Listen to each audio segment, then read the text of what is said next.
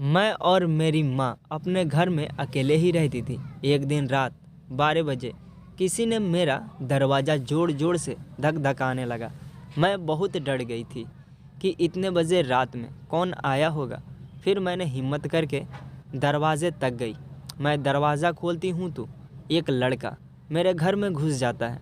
मैं उसको बोलती रहती हूँ तो भी वह सीधा मेरी माँ के कमरे में चला जाता है। मैं बहुत हैरान रहती हूँ कि माँ उसे देखकर भी कुछ क्यों नहीं कहती। मैं जैसे ही माँ के कमरे में जाना चाहती, माँ दरवाज़ा बंद कर देती है। मुझे और अजीब लगता है, आखिर माँ ऐसा क्यों कर रही है। थोड़ी देर बाद वह लड़का माँ के कमरे से निकल के बाहर की तरफ चला जाता है। मैं उसका पीछा करती हूँ, आखिर वह लड़का कौन है जो इतनी रात को माँ से मिलने आया है।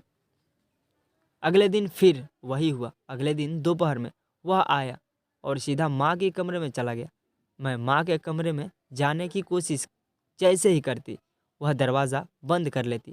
फिर थोड़ी ही देर बाद वह बाहर आ जाता और उसके हाथ में कुछ अजीब सी चीज़ भी मैं देखी थी। आखिर वह चीज़ क्या थी, एक दिन मुझसे बर्दाश्त ही नहीं हुआ और मैंने माँ से पूछ लिया, माँ यह सब क्या है?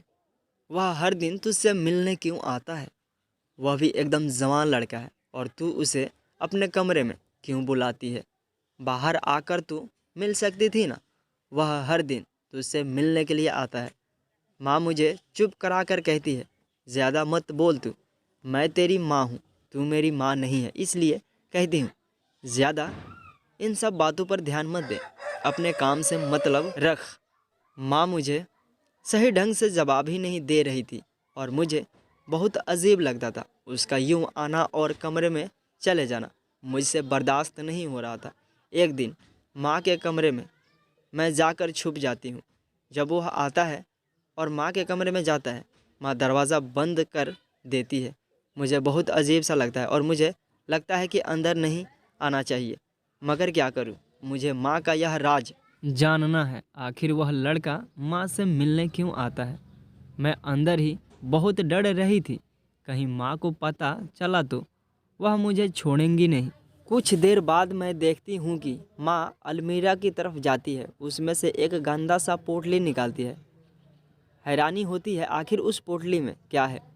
पोटली को उस लड़के को देती है। लड़का उसको देखता है और खुश हो जाता है, फिर चला जाता है। मुझे कुछ पता ही नहीं चलता आखिर में है क्या जो वह हर दिन आकर देखता है और खुश होकर चला जाता है। मैं अगले दिन माँ को चाय में नींद की गोली दे दी। जैसे ही माँ ने चाय पी, वह बेहोश हो गई। मैं माँ के पास आकर देखती हूँ तो माँ बिल्कुल ही बेहोश पड़ी है। मैं धीरे धीरे माँ की गर्दन से अलमीरा की चाबी चुराई, फिर माँ के कमरे में गई और मैं माँ के कमरे में जाकर उस अलमीरा को खोलती हूँ, उस पोटली को ढूंढने लगती हूँ। वह कपड़े के बीच में था। मैं उस पोटली को निकाल के अपने कमरे में ले आती हूँ और उसको जैसे ही मैं खोलती हूँ, मेरे तो होश ही उड़ जाते हैं। उस पोटली में इतना सारा कैसे आ गया? इस पोटली में बहुत सारे जेवरात रहते हैं और ज़मीन के कागज़ भी रहती है। मैं उस सब को देखकर मेरे तो होश ही उड़ जाते हैं और मैं घबरा के जल्दी से उसको माँ के ही कमरे में छुपा के चाबी माँ के गर्दन में डाल देती हूँ। और मैं सोचती रहती हूँ, आखिर माँ इतने जेवरात क्यों अपने पास रखी हुई है? हम लोगों को एक टाइम का खाना भी सही ढंग से नहीं खा पाते। माँ के पास इतना सारा होने के बावजूद माँ छुपा के क्यों रखी हुई है? और वह लड़का माँ से मिलने क्यों आता है? यह दोनों का राज मुझे जानना था। जब लड़का माँ से मिलने आया, मैं भी उस कमरे में जाकर छुपी हुई थी उन लोगों की राज जानने के लिए। जब माँ ने उस पोटली को निकाला और उस लड़का को दिया, मैं उसी वक्त उन लोगों के सामने आ गई। माँ मेरा मुंह देखने लगी और मुझे डांटने लगी, तू अंदर क्यों आई है? मैं बोली, माँ मुझे आज यह राज जानना है कि तुम दोनों मिलकर क्या करते हो। माँ कहने लगी, ज़्यादा बकवास मत कर, जितना कहती हूँ उतना कर, जा बाहर जा। मैं माँ से बहस करने लगी, अगर माँ तुमने नहीं बताया तो मैं जाकर पुलिस को बोल दूंगी कि यह दोनों मिलकर दूसरे के घर का जेवर चुराते हैं। माँ को गुस्सा आया और मुझे थप्पड़ लगा दिया और कहा, पगली, तुझे ज़्यादा दिमाग आ गया है? तुझे जानना है ना यह जेवर किसके हैं? तो सुन, लड़के के माँ की है। इसके पिताजी ने दूसरी शादी कर ली थी, इसलिए इसकी माँ ने मुझे यह जेवरात और ज़मीन के कुछ प्रॉपर्टी इसके नाम पर जो कर दी थी वह मुझे सौंप दी थी, ताकि इसके बाप को पता ना चल जाए। और इसे बता दिया था यह हर दिन उसी को चेक करने आता, ताकि मैं इतना सारा देकर कहीं अपना नियत ना बदल दूं। वह हर दिन आता है देखने के लिए। मैं माँ की बात सुन के बहुत शर्मिंदा हूँ कि मैंने कैसे माँ पर गलत गलत इल्ज़ाम लगाया। मैं माँ से माफ़ी मांगूँ तो कैसे मांगूँ?